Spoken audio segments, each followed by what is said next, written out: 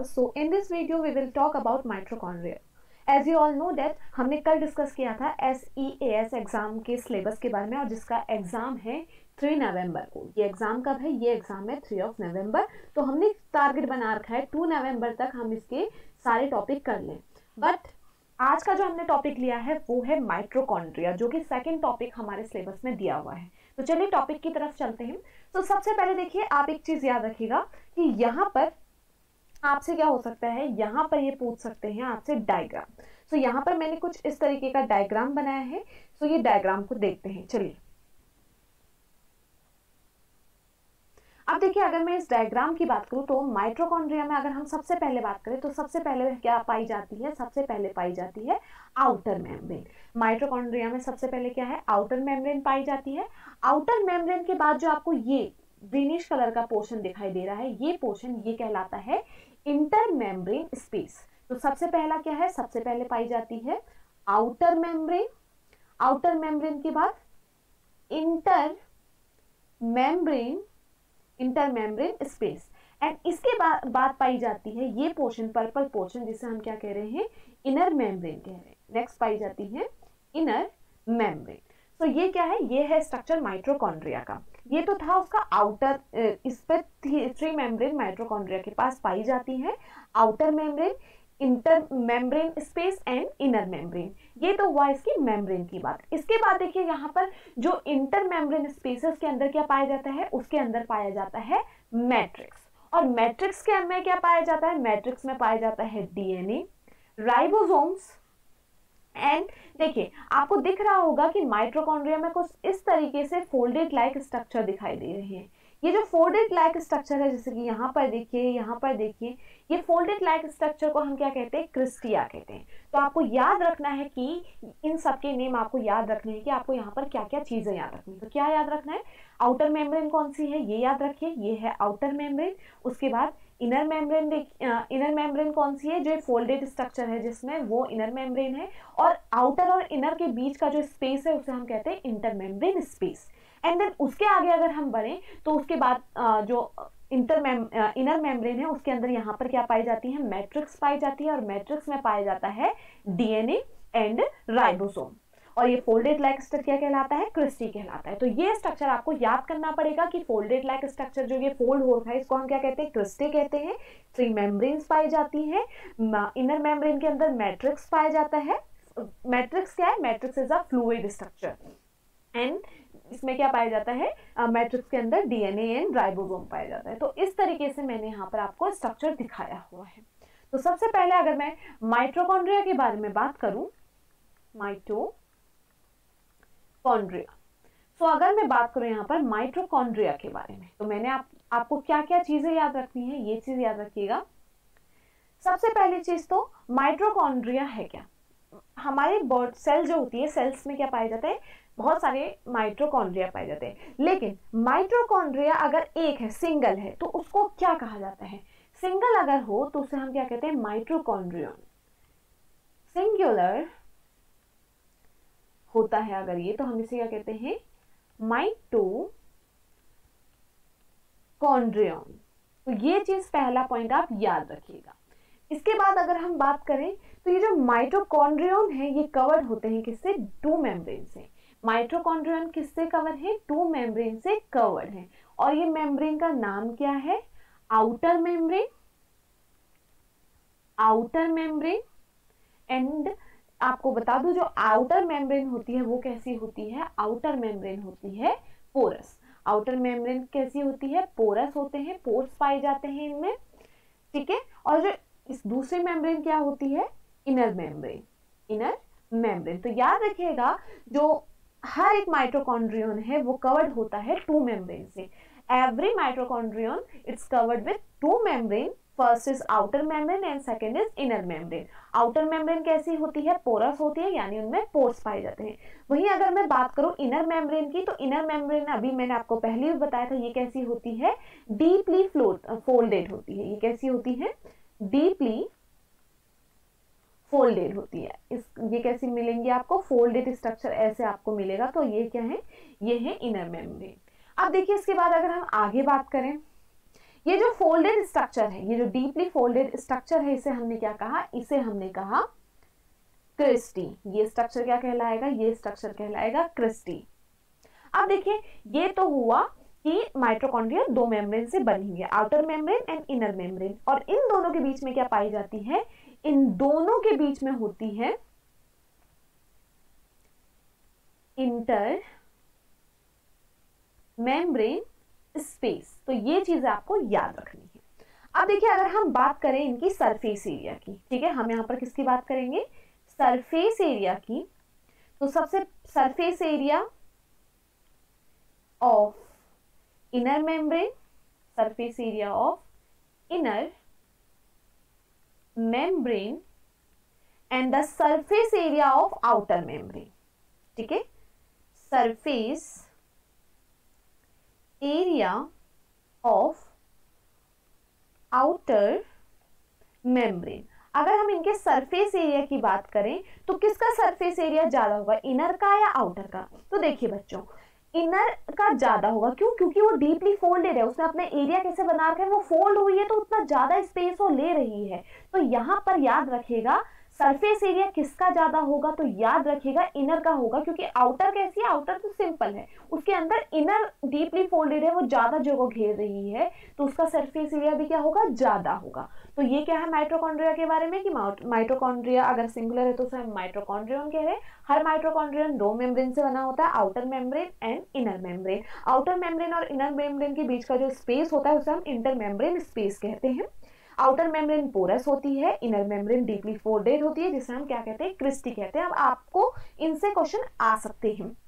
अब देखिए इनके पास क्या होता है, माइटोकॉन्ड्रिया के पास याद रखिएगा, माइटोकॉन्ड्रिया एक ऐसा ऑर्गेनेली है जिसके पास खुद का, उसके पास क्या होता है, खुद का DNA, own DNA and ribosome होता है। उसके पास खुद का डीएनए और राइबोसोम, हर ऑर्गेनेली के पास ऐसा नहीं होता है, लेकिन जो माइटोकॉन्ड्रिया है वो क्या है, एक ऐसा ऑर्गेनेली है जिसके पास खुद का डीएनए और राइबोसोम होता है। तो यहाँ पर ये चीजें याद रखिएगा। अब देखिए अगर राइबोसोम है, राइबोसोम का क्या काम होता है, राइबोसोम बनाता है प्रोटीन। राइबोसोम क्या बनाता है, प्रोटीन। तो याद रखिएगा अगर इसके पास खुद का डीएनए एंड राइबोसोम है, और राइबोसोम का काम क्या है, प्रोटीन बनाना है, यानी ये क्या करेगा, खुद का प्रोटीन भी सिंथेसिस करने का काम करेगा। यानी माइटोकॉन्ड्रिया खुद के लिए क्या कर बनाएगा, प्रोटीन बनाएगा। क्यों, क्योंकि उसके पास अपना खुद का राइबोसोम है, इसलिए वो प्रोटीन सिंथेसिस भी करेगा। अब देखिए अगर हम इससे आगे बढ़े तो इससे आगे हम बात क्या करेंगे, माइटोकॉन्ड्रिया के अंदर हम बात करेंगे इसके फंक्शन की। आखिर इसके फंक्शन क्या होते हैं, ये बहुत ज्यादा इंपॉर्टेंट है। अब देखिए अगर हम इसके फंक्शन की बात करें तो इसके क्या फंक्शन होते हैं। तो फर्स्ट फंक्शन क्या है, इसे कहा जाता है power house of the cell. इसे क्या कहा जाता है, power house of cell. Mitochondria को कहा जाता है सेल का पावर हाउस। अब देखिए क्यों इसे पावर हाउस कहा जाता है, अब ये समझिए। माइटोकॉन्ड्रिया जो होता है ये क्या करता है, कुछ एंजाइम कंटेन करता है, ठीक है, ये क्या करता है, इट कंटेन एंजाइम। ये क्या करता है, कुछ एंजाइम्स को कंटेन करता है, और ये एंजाइम बहुत इंपॉर्टेंट वर्क करती है। अब देखिए आपने खाना खाया, ठीक है, आपने कोई भी फूड है, आपने फूड को क्या किया, खाया, तो उसके बाद देखिए क्या होगा, उसके बाद क्या होगा, हमारी बॉडी में जो सेल्स हैं वो क्या काम करेंगी, वो क्या करेंगी, यहाँ पर ऑक्सीडेशन की प्रोसेस करेंगी। कौन सी प्रोसेस करेंगी, ऑक्सीडेशन, यानी ऑक्सीजन को यहाँ पर यूज किया जाएगा, एंड यहाँ पर क्या किया जाएगा, आप जानते हैं ऑक्सीडेशन में क्या होता है, ऑक्सीजन को यूज किया जाएगा, और यहाँ पर क्या होगा, हाइड्रोजन का रिमूवल होगा, और साथ ही साथ यहाँ पर क्या होगा, कुछ एंजाइम का भी इस्तेमाल किया जाएगा। मैंने कहा कि ये क्या करता है, एंजाइम कंटेन करता है, ये एंजाइम यहीं पर फंक्शन करेंगे। तो आपने खाना खाया, तो आपके खाना खाने के तुरंत बाद क्या होगा, ऑक्सीडेशन की प्रोसेस होगी, और एंजाइम यहाँ पर क्या करेंगे, काम करना स्टार्ट करेंगे। तो ये जो फूड है ये किसमें टूट जाएगा, ये कन्वर्ट हो जाएगा कार्बन डाइऑक्साइड एंड वाटर में। तो यहाँ पर देखिए ये क्या कर रहा है, यहाँ पर क्या हो रहा है, फूड का ब्रेक डाउन हो रहा है और क्या बन रहा है, कार्बन डाइऑक्साइड एंड वाटर बन रहा है। क्यों? क्योंकि देखिए ऑक्सीडेशन मैंने कहा था कि वाटर, यहाँ पर क्या होगा, हाइड्रोजन रिमूव होगा, तो उसकी वजह से क्या बन रहा है, वाटर बन रहा है। ऑक्सीडेशन में ऑक्सीजन ऐड हो रही है, तो ये सारी प्रोसेस हो रही है, कार्बन डाइऑक्साइड बन रहा है। तो यहाँ पर क्या हुआ, यहाँ पर ब्रेक डाउन ऑफ फूड हुआ। अब देखिए यहाँ पर, देखिए यहाँ पर क्या हो रहा है, जब ऑक्सीडेशन हो रहा है, किस वजह से हो रहा है, बिकॉज ऑफ ऑक्सीडेशन। तो याद रखिएगा एनर्जी क्या होगी, एनर्जी होगी रिलीज, ठीक है, एनर्जी क्या होगी, एनर्जी होगी रिलीज। एनर्जी क्यों रिलीज होगी, एनर्जी रिलीज होगी बिकॉज ऑफ ऑक्सीडेशन। ऑक्सीडेशन की वजह से क्या होगा, एनर्जी रिलीज होगी। क्यों? क्योंकि देखिए यहाँ पर क्या हो रहा है, ब्रेकडाउन हो रहा है, ब्रेकडाउन होगा तो क्या होगा, एनर्जी रिलीज होगी। और इस एनर्जी का, जो एनर्जी रिलीज हुई है, इस एनर्जी का यूज होगा in the form of ATP. ATP की फॉर्म में यहाँ पर इस एनर्जी का यूज होगा। अब बच्चों एक क्वेश्चन यहाँ से एक और अराइज हो सकता है, आखिर एटीपी है क्या, फुल फॉर्म आ सकती है एटीपी की। तो याद रखिएगा एटीपी की फुल फॉर्म क्या है, एडिनोसिन, स्पेलिंग भी याद रखिएगा। इसमें 3-4 ऑप्शन आ जाते हैं, जैसा आ जाएगा एडिनोमाइन ट्राइफॉस्फेट, एडिनोसिन ट्राइफॉस्फेट आ जाएगा, या फिर एडिनोसिन टेट्राफॉस्फेट आ जाएगा, या फिर एडिनोमाइन टेट्राफॉस्फेट आ जाएगा। तो आपको नाम याद रखना है एडिनोसिन ट्राइफॉस्फेट, याद रखिएगा एडिनोसिन ट्राइफॉस्फेट। एडिनोसिन ट्राइफॉस्फेट क्या है, एटीपी की फुल फॉर्म है। तो ये मैं स्टार मार्क कर रही हूँ क्योंकि ये इंपॉर्टेंट है, एक 1 मार्क्स का क्वेश्चन यहाँ से भी आ सकता है। अब देखिए तो आप समझे इसको power house of the cell क्यों कहा जा रहा है, क्योंकि ये क्या कर रहा है, इतना कॉम्प्लेक्स फूड को सिंपल में इन दी हेल्प ऑफ ऑक्सीडेशन। और ऑक्सीडेशन यहाँ पर जैसे ही हो रही है तो बिकॉज ऑफ ऑक्सीडेशन यहाँ पर एनर्जी रिलीज हो रही है। और एनर्जी किस फॉर्म में रिलीज हो रही है अगर पूछा जाए तो एटीपी की फॉर्म में यहाँ पर एनर्जी रिलीज हो रही है। अब देखिए ये जो एटीपी है इसको यूटिलाइज कौन करेंगी, सेल्स करेंगी, ठीक है। ये जो एटीपी है इसको यूटिलाइज कौन करेगी, इसको यूटिलाइज करेंगी सेल, ठीक है।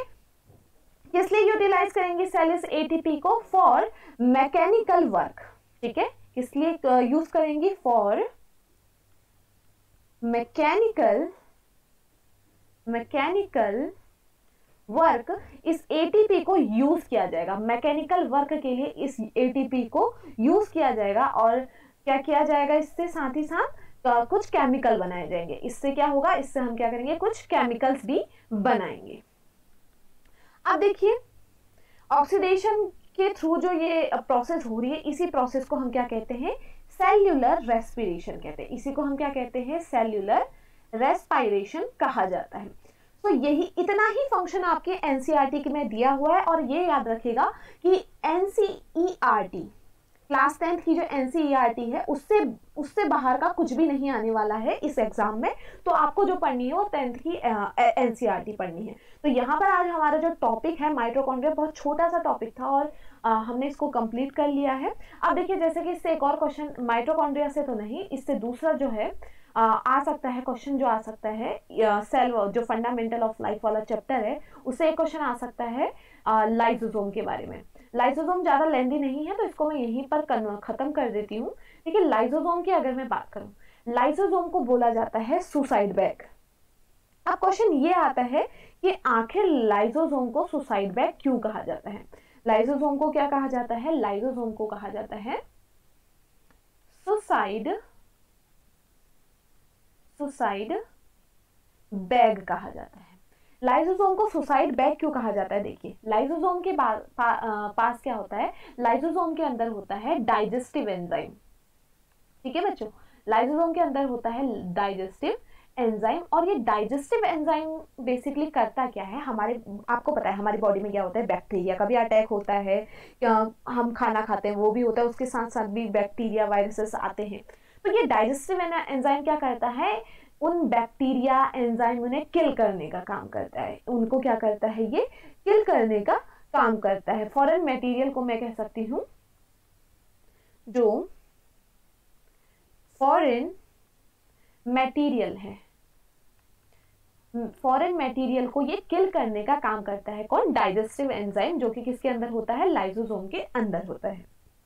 अब देखिए कभी क्या होता है, समझिए कि कभी क्या हो गया, ये क्या हुआ, कोई डैमेज हो गया, समझिए कि लाइसोसोम में क्या हुआ, कोई डैमेज हो गया। अब लाइसोसोम डैमेज हुआ तो लाइसोसोम डैमेज होगा तो वो ब्लास्ट कर सकता है, ठीक है, वो फट सकता है, बर्स्ट हो सकता है। तो इसके फटने से क्या होगा, इसके फटने से जो एंजाइम है, इसका डाइजेस्टिव एंजाइम, ठीक है, ये जो डाइजेस्टिव एंजाइम है ये क्या आ जाएगा, बाहर आ जाएगा। अब ये लाइसोसोम से जैसे ही बाहर आ जाएगा, लाइसोसोम, ये लाइसोसोम से जैसे ही देखो बाहर आएगा, होगा क्या, इसके बाहर आते ही इसके अंदर जो एंजाइम है वो क्या करने लगेंगे, खुद की ही सेल को डाइजेस्ट करने लगेंगे। ये क्या करेंगे, डाइजेस्ट दी ओन सेल, अपनी खुद की ही सेल को क्या करने लगेंगे, खाने लगेंगे। इसीलिए क्या कहा जाता है, लाइसोसोम को सुसाइड बैग के नाम से जाना जाता है, ठीक है। और ये जो इसके एंजाइम्स होते हैं, ठीक है, ये जो एंजाइम है डाइजेस्टिव एंजाइम, ये कहाँ से बनते हैं, ये क्वेश्चन भी आ सकता है। तो ये बनते हैं रफ एंडोप्लाज्मिक रेटिकुलम से, ये डाइजेस्टिव एंजाइम बनता है रफ एंडोप्लाज्मिक रेटिकुलम से। सो यहाँ पर इसका काम क्या है, ये भी क्या करता है, कॉम्प्लेक्स सब्सटेंस को ब्रेक करता है सिंपल सब्सटेंस में, ये डाइजेस्टिव एंजाइम की हेल्प से। लेकिन अगर क्या हो जाए, ये इसमें क्या हो जाए, डैमेज आ जाए, तो ये क्या करता है, खुद की ही सेल को खा जाता है। इसीलिए इसको किस नाम से जाना जाता है, सुसाइड बैग के नाम से जाना जाता है। तो स्टूडेंट्स, आपका जो आज का माइटोकॉन्ड्रिया का टॉपिक था वो भी यहाँ पर खत्म हो गया, और इसके साथ साथ हमने एक और टॉपिक यहाँ पर कर लिया, वो है क्या, वो है आपका लाइसोसोम। तो आई होप आपको ये डायग्राम लर्न हो, और साथ ही साथ आपको, क्योंकि वहां पर मेंशन भी किया गया है कि आपके ऐसा भी हो सकता है कि आपको डायग्राम दिया हो और आपको डायग्राम देख के बताना हो कि ये किसके बारे में बता रहा है। तो याद रखिए, अगर आपको इस तरीके का स्ट्रक्चर जहां पर फोल्डेड लाइक स्ट्रक्चर देखने को मिल रहा है, ये पूछा जाए कि इसको क्या कह रहे हैं, तो याद रखिएगा इसको क्रिस्टी कहते हैं। अगर आपसे पूछ दिया गया कि यहाँ पर ये जो दो मेम्ब्रेन है इनके बीच के स्पेस को क्या कह रहे हैं, तो ये इंटर मेम्ब्रेन स्पेस है। और ये वाला स्ट्रक्चर जो फोल्डेड है उसे कहते हैं इनर मेम्ब्रेन, और उससे बाहर का जो है मेम्ब्रेन उसे कहते हैं आउटर मेम्ब्रेन। तो ये सारी चीजें आपको याद करनी पड़ेंगी।